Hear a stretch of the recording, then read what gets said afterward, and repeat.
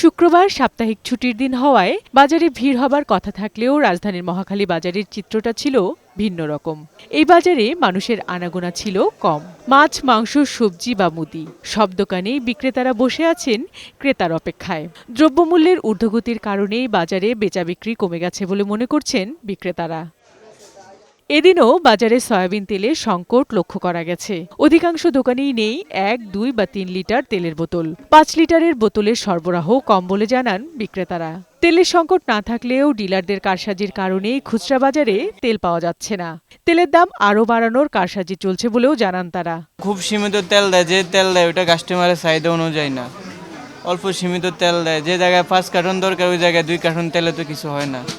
তেল দিলেও তেলের সাথে ওই যে আটা নিতে হয়, সয়াবিন কি বলে সরষের তেল নিলে কন্ডিশন দিয়ে পরে মাল দেয়। তাও ডিলারদের কাছ থেকে আর ক্যাশ টাকা দিয়ে আনতে হয়, আমরা তো তেল দিচ্ছে না। টাকা দিলে ঠিকই তেল আসে পরে কয় কার্টুন লাগবে, আপনি 10 কার্টুন করে আমি আপনার এই 5 মিনিটে 10 কার্টুন তেল এনে দিতে পারবো, কিন্তু ওরা দিতেছে না।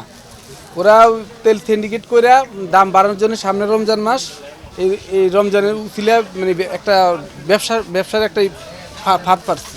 তেল এখানে তো আমরা সবগুলো পাইলাম, কিন্তু আমরা অন্য জায়গায় পাই না। ঠিক আছে, এখানে আমরা পাইছি, এখানে দাম আমাদের যেটা রাখছে মনে হচ্ছে দামটা ঠিক আছে, 175 টাকা পার লিটার রাখছে। এদিকে চালের বাজারের অস্বস্তি কিছুটা কমলেও তা সহনীয় নয় বলেই মনে করেন ক্রেতা বিক্রেতারা।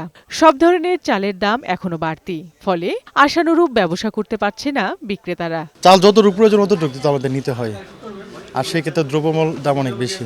আগে 50 কেজি চালের যে দাম ছিল, এখন 25 কেজির দাম তার চেয়ে বেশি হয়ে গেছে। 25 কেজির বস্তা কেনার মতন ক্ষমতা এখন মানুষের নাই। বেশিরভাগ মানুষ এখন 5 কেজি 2 কেজি এরকম করে চাল কিনে। কর্পোরেট কোম্পানিগুলির কারণে এই চালের দামটা বেশি বাড়তেছে। চালের দাম অনেক বেশি, কেজিতে 3 থেকে 4 টাকা 5 টাকা বাইরে গেছে, এই জন্য মোটা চালটা বেশি চলতেছে এখন। অল্প অল্প করেও কেনা হয়, মাঝে মাঝে যখন মনে করেন হয় না, আবার যখন বেতন পাই তখন একটু বেশি নিয়ে রাখি। জনসাধারণের জন্য, যারা মধ্যবিত্ত নিম্ন মধ্যবিত্ত ওদের জন্য কষ্ট করার। স্থিতিশীল রয়েছে কাঁচা সবজি, ডিম, মাংস আর মাছের দাম। এই বাজারে অধিকাংশ শীতের সবজি 30 থেকে 40 টাকায় বিক্রি হচ্ছে। ডিম বিক্রি হচ্ছে আগের দামেই 130 টাকা ডজন। গরুর মাংস 750 টাকা।